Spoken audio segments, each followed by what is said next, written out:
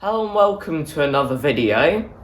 In today's video we are going to be doing the job on the Motostandard 1010 that we've been putting off for a while, which is making the new stub axle for the right hand side of the tractor. Now if you're watching this video and we've uploaded it, it means that this has either gone really well or there's a story to tell.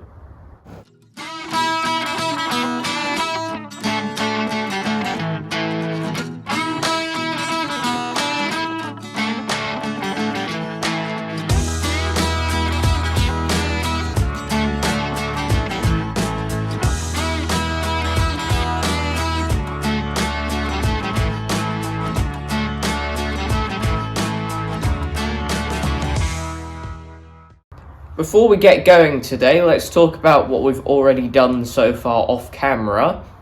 Now, we took a lot of measurements, and one of the important ones was the angles, which we were using this level box for.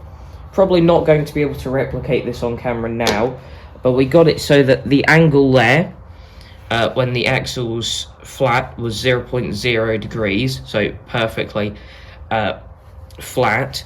And then you put this on here, and when that is exactly 0, this is 80 degrees. And then we got our good stub axle and put this in here,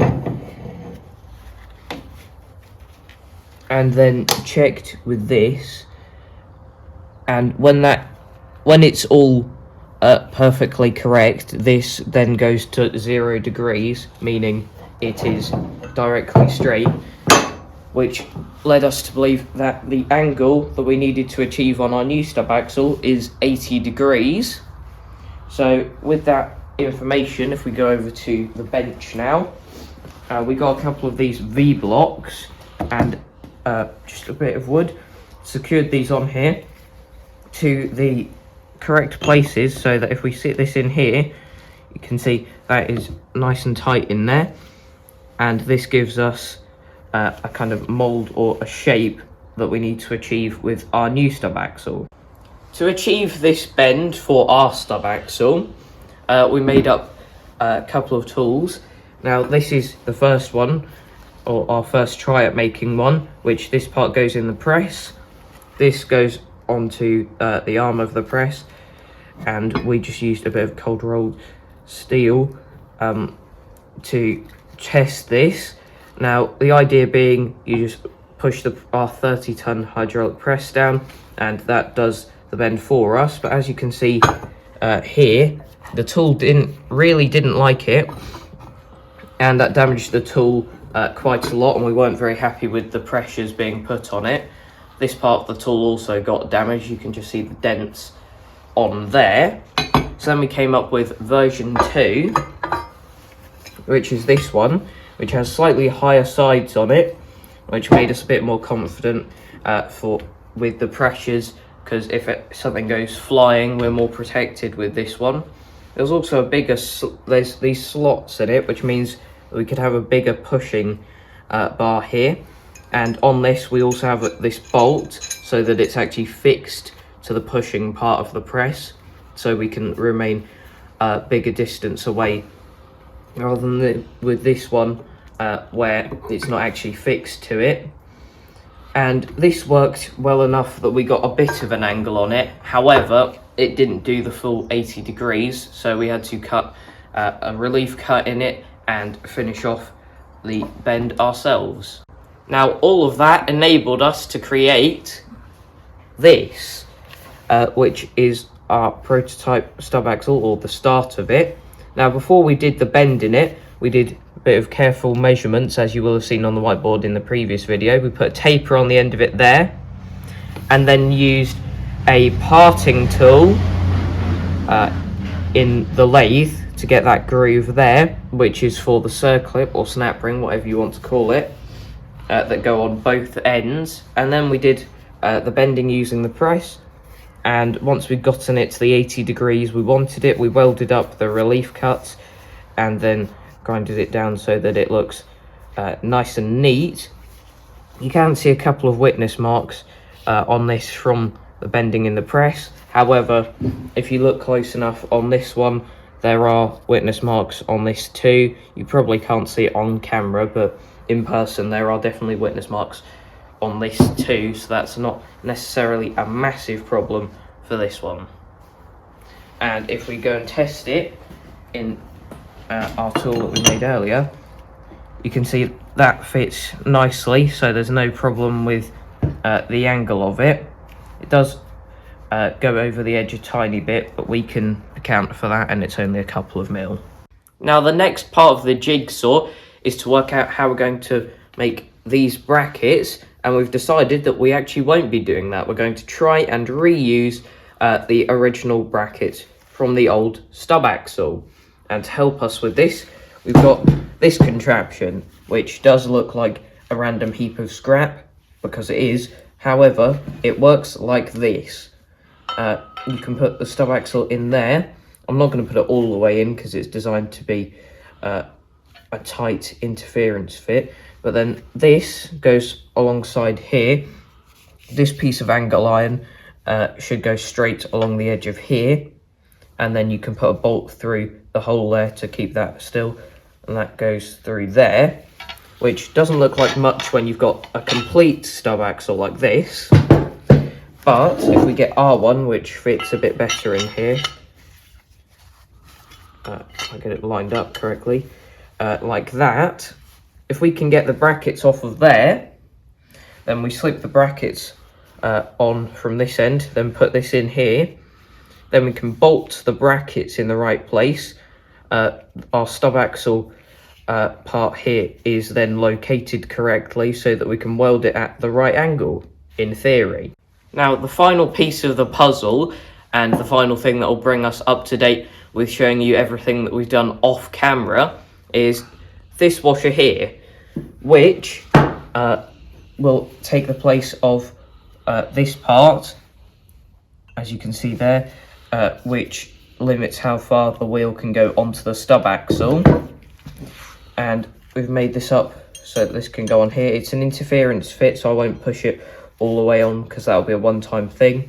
It'll go to probably about there, and then we'll have to weld it on that side of it just to fit that on there. So we'll probably have to make up some sort of jig like we did for this, just to hold this at the correct point to weld it on, but we haven't gotten that far yet.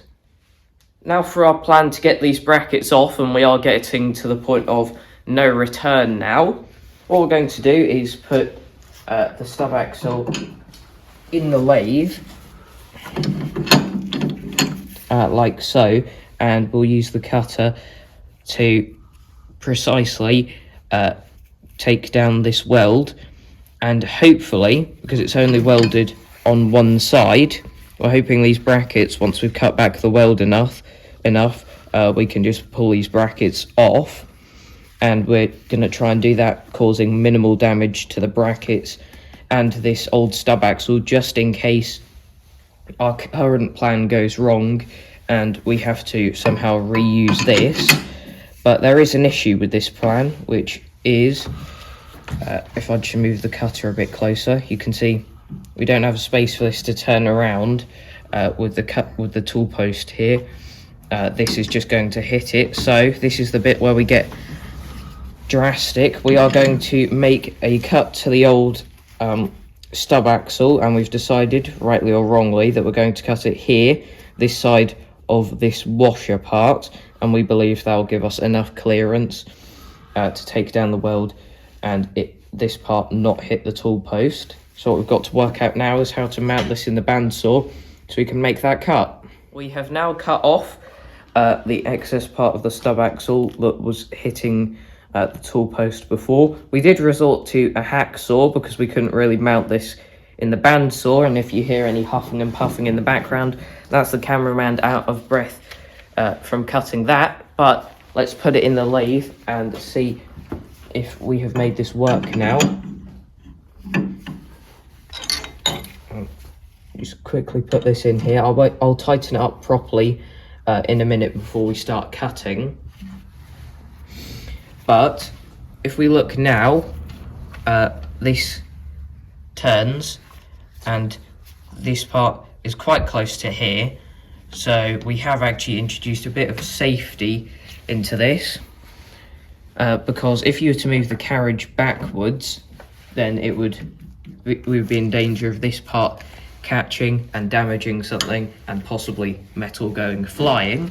So we have tightened up the tailstock so that isn't going anywhere, and then we've got this bit of metal bar there so that the carriage physically can't go any further back than there, so there's no chance of us catching that part of the stub axle.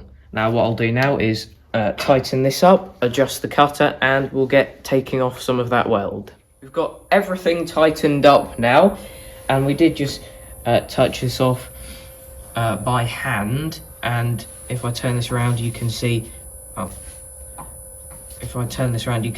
it's clearly not a straight shaft because it hasn't touched all the way around, so that won't help matters that has a slight bend on it, but we'll work with it. Now we're using this big cutter, which for some reason doesn't give the best finish on this lathe, but it's because it's bigger, it should help with the large amounts of weld on there. But without any more delay, let's get on with doing some cutting.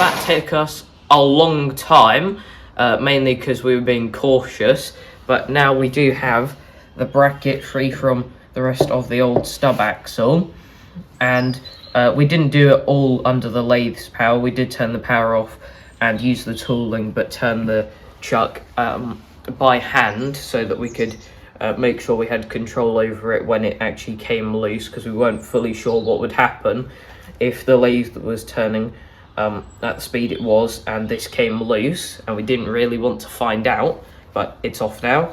So we will set up our jig here, if I just get that out of the way. So this needs to go kind of like that, and we'll put our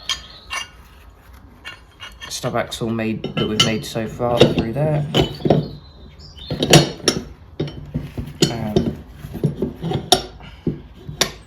To line this up properly with the bit up here,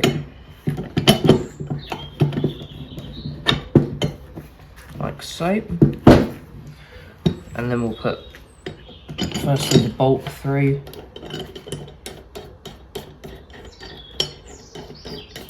and I'll do that up fully in a minute.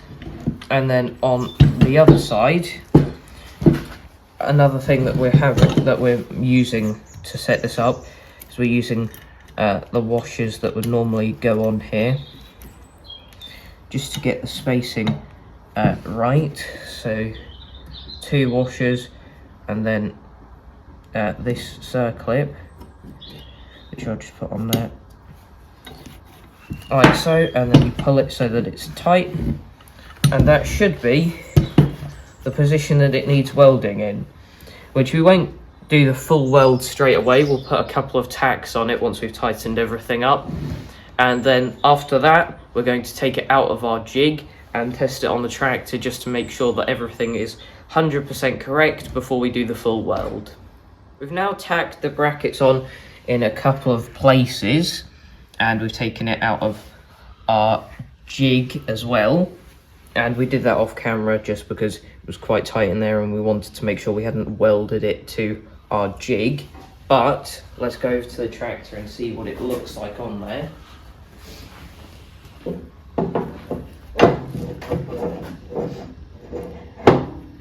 That looks pretty good, actually. I think we're quite happy with that. We'll check angles in a minute, but I'm pretty sure we are almost ready to go all the way around with the welder, and then that bit will be finished. We have now welded all around the bottom of the brackets here, and we've done some measuring, and we are happy with this. So the next thing to do is to take our washer that we made up and press this onto here. But first we need to work out how far we need to press it on. And for that we can't exactly use the old one. So what we're going to do is we're going to use the stub axle on the other side. And our plan is to get this bit of old gas pipe, which fits perfectly over the diameter of the stub axle, and then cut this down to the length so that it fits on here with the washer and circlip on, so that when we put the pipe and the washers and the circlip on here, we can then push our washer from this side that way up against this bit of pipe to get the spacing right.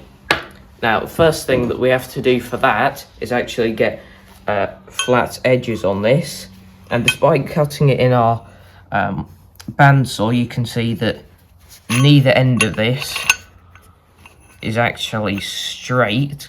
So the first thing to do is to whack this into the lathe and just face both ends.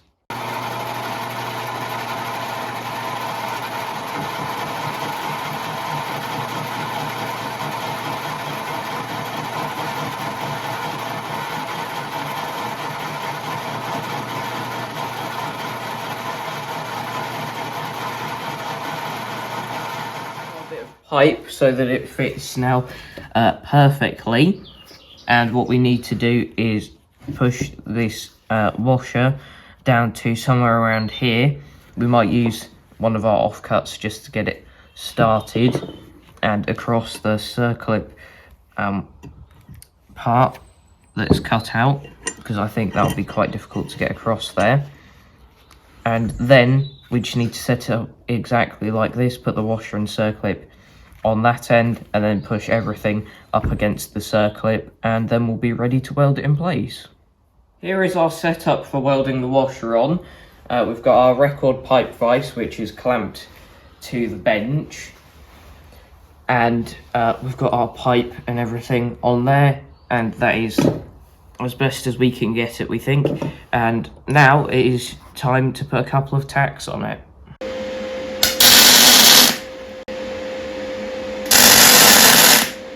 We put a couple of small tacks on this, as you can see there, and we're pretty happy that that's at 90 degrees to the shaft, which is good. And this is actually starting to look a lot more like a stub axle now. What we need to do is put our pipe and the washer and circlip back on, put it back in the pipe vise, and go around it again with the welder just to finish it off.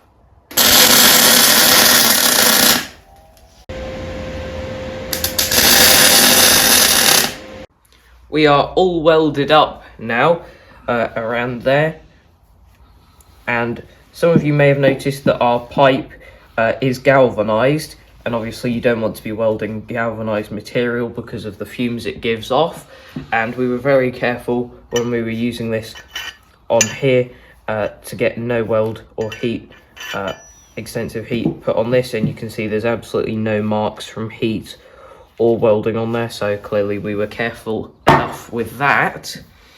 And we're pretty happy with the end result of our stub axle. Let's go and try it on the tractor, see what it looks like.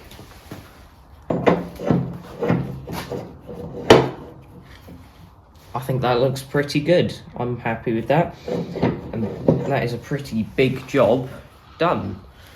Now if we come over here, there is another challenge to this, which is obviously we don't want to leave this bare metal on this part. We need to paint the non-friction surfaces, or non-contact surfaces, which is this part here, because obviously there's no point painting these bits, seeing as they'll have the wheel or the axle on, and moving parts will just scrape off the paint immediately. So we've got a few options paint wise. First one we tried was this, which is Westwood Orange, which that really doesn't make any good match at all, so we're going to ignore that option. Second option is this red colour, which goes a bit better with it. This is Wheel Horse Red, or Fiat Racing Red. Or we do have another option, which is Hammerite Red, which is a pretty good match. It's quite convenient with this paint because we can see exactly what it'll look like, because it is the paint that Dad used a while ago on the front of this hood. That is this red, so we know exactly what that'll look like. So we are leaning towards the Hammerite. However, we have a problem with this Hammerite, which is spray can doesn't want to play ball, so we are going to have to wait to get some more of this with hopefully a working can. Now, with this part finished, besides the paint, we are very happy with this, and we're very happy that with our skills we've been able to actually make this stub axle. Now, please do let us know your thoughts on our stub axle in the comments section below. Also, the next step for this, in a different video, definitely not today's job, is fixing the wheel, and hopefully all of this will work like new, hopefully. But that is it for this video. Thank you for watching, and I'll see you in the next one. Bye.